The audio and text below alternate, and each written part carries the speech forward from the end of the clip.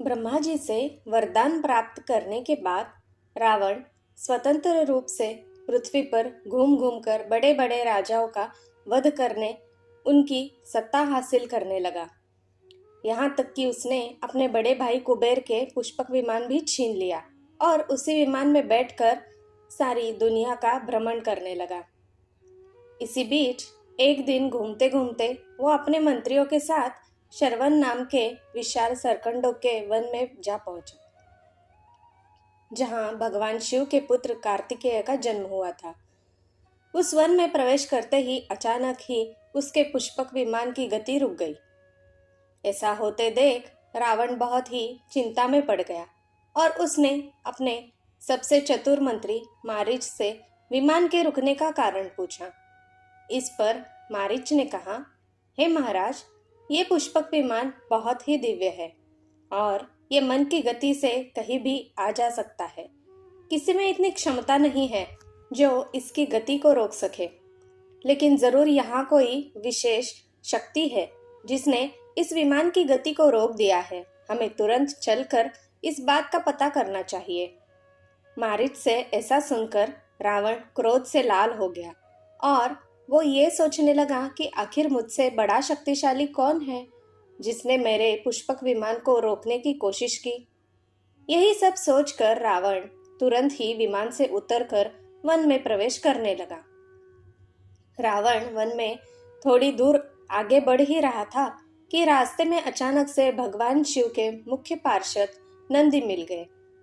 नंदी ने रावण को रोका और कहा, हे रावण, मैं ये नहीं जानता कि तुम इस वन में कैसे प्रवेश कर गए, लेकिन मैं तुमसे इतना कहना चाहता हूँ कि जिस वन में तुमने प्रवेश किया है, इस पर महादेव की विशेष कृपा है।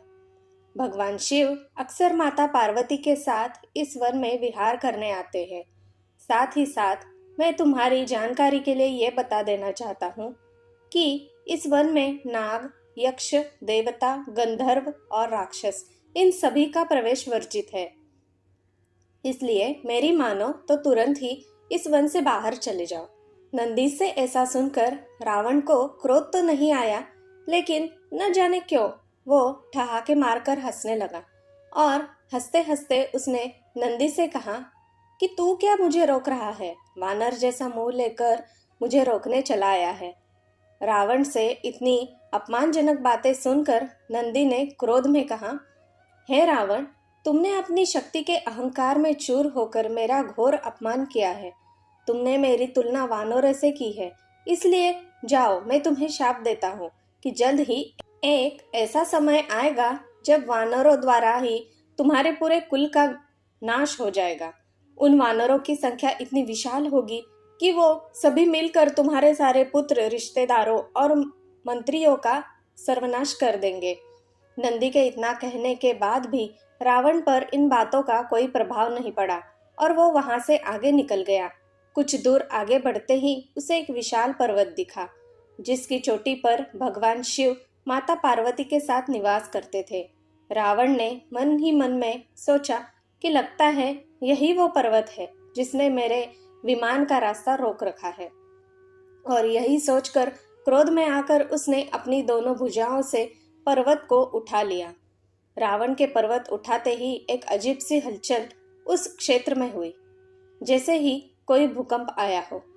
उस पर्वत पर महादेव के साथ बैठी माँ पार्वती और अन्य पार्षद घबरा गए और फिर ऐसा देखकर महादेव ने अपनी माया से अपने पैर के छोटे से अंगूठे से पर्वत को दबा दिया।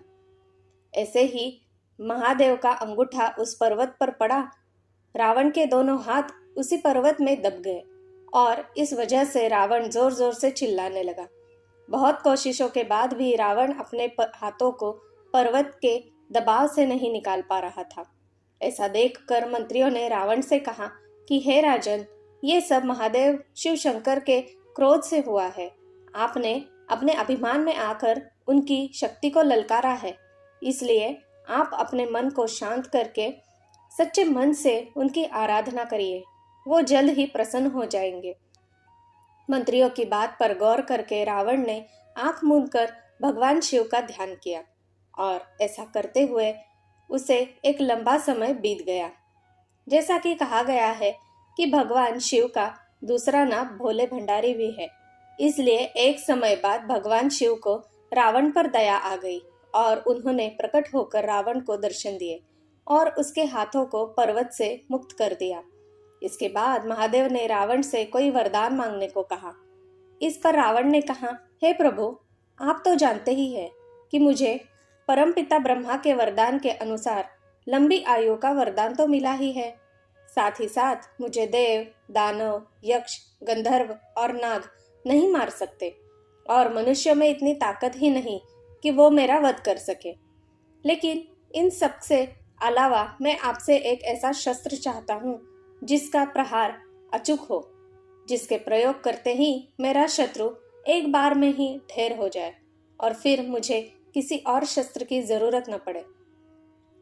इतना सुनते ही भगवान शिव ने रावण को चंद्रहास नाम का खड्ग प्रदान किया और कहा कि इस शस्त्र का वार कभी खाली नहीं जाता, इसलिए तुम इसे अपने शस्त्र भंडार में रखो। और इतना कहकर भगवान शिव वहां से अदृश्य हो गए। भगवान शिव द्वारा ऐसा शस्त्र पाकर रावण बहुत खुश हुआ और फिर वो अपने सभी मंत्रियों के साथ पुष्पक विमान में बैठकर लंका को चला गया।